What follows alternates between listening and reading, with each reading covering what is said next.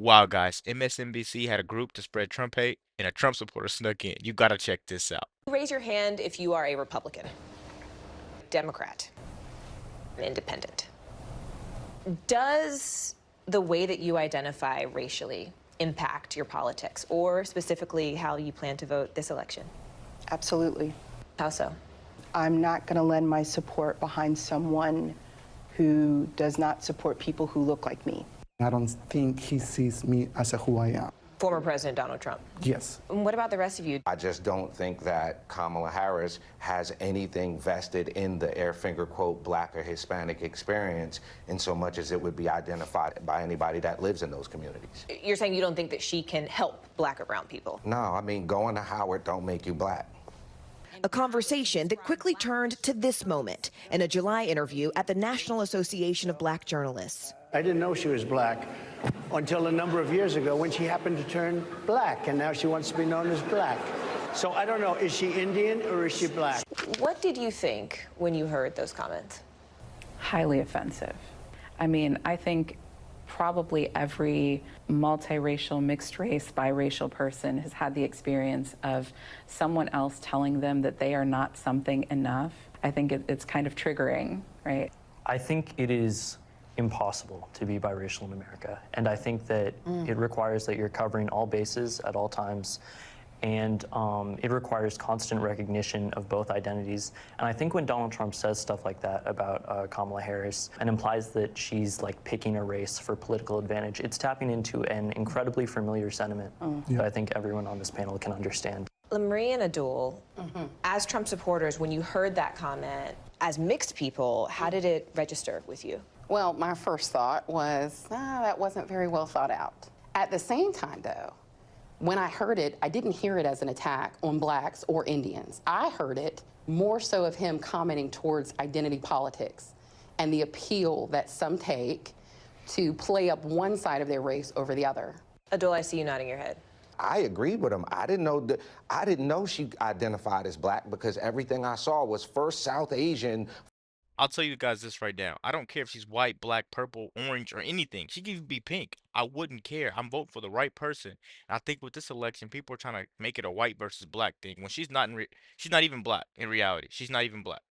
And I feel like she's using the black vote, and she's using black people to throw hate at Trump. You know what I mean?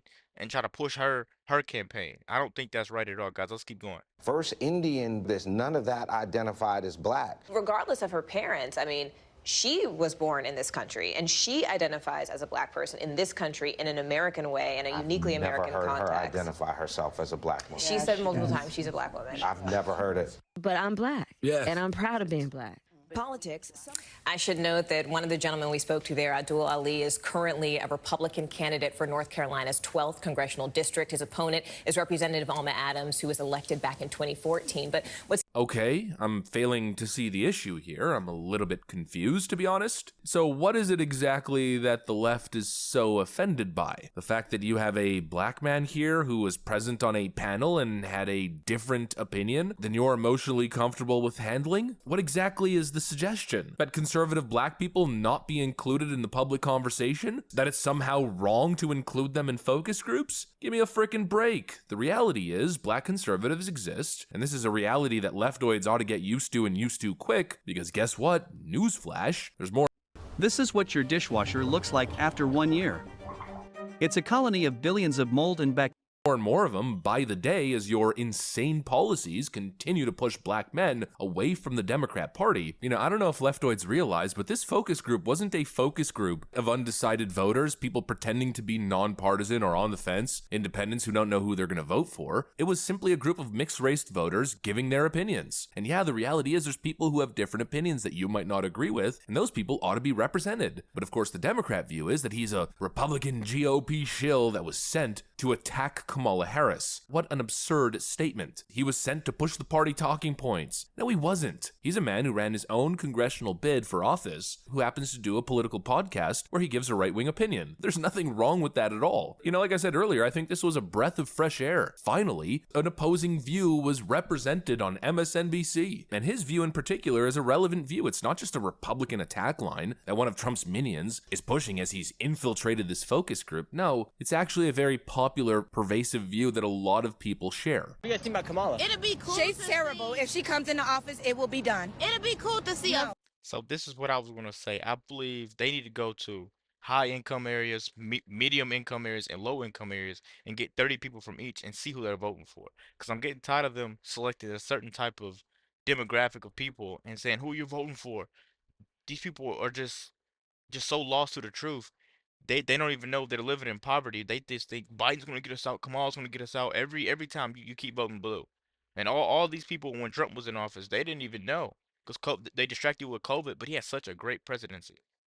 These people don't even know they're poor, but they're poor because of these people. They're gonna keep voting blue. No matter who, they're just gonna keep voting blue. Let's keep going, guys. Because I really need these type of people to wake up. I really need you guys to like the video right now, but I need you guys to spread this kind of stuff. Because these people need to see this to hopefully that will help them. Let's keep going. Female black, you know, she's half black, not fully black, but it'll be cool to see a black president, Western Indian. female black president. But I'm definitely voting for Trump. Let me tell you something. She tries to get the black vote. Because if you look at her past things, and maybe 10, 15 years ago, when she's in interviews, she identifies as West Indian. She does. The only way that she's identified as African American is right now. Doing right now. Because she wants the voters. But she doesn't give a fuck. Because where was she at in these past 4 years and she's vice president? What has she done for us? She have not. Can done you shit. say one thing that I didn't even know she was the vice president. Can we say what she has done? Let's go, Trump. And I am going to stand on Trump, and I'm so sorry if that may ruffle people's feathers, but I have done my own research, and Trump has done a lot for us, more than what the media tries to portray. They're getting all our favorite rappers. They're having Megan Thee Stallion twerk and all of that.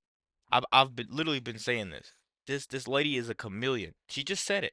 That they're having Megan Thee Stallion twerk and all of that going on. All these your favorite rappers going up there, and you guys is gonna keep getting distracted and electing her. Let's just keep going. To gain, because they think that that's going to make us vote for them, and that's not.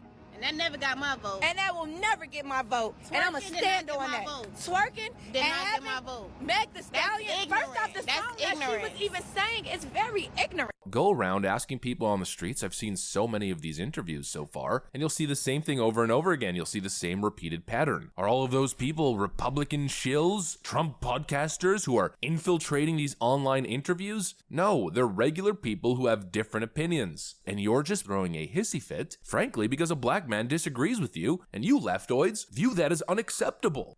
Wow, guys, that's enough of this video. I really want to know what you guys think. Is that what happens when you go ask random people on the street who you're voting for? What do you think about Kamala?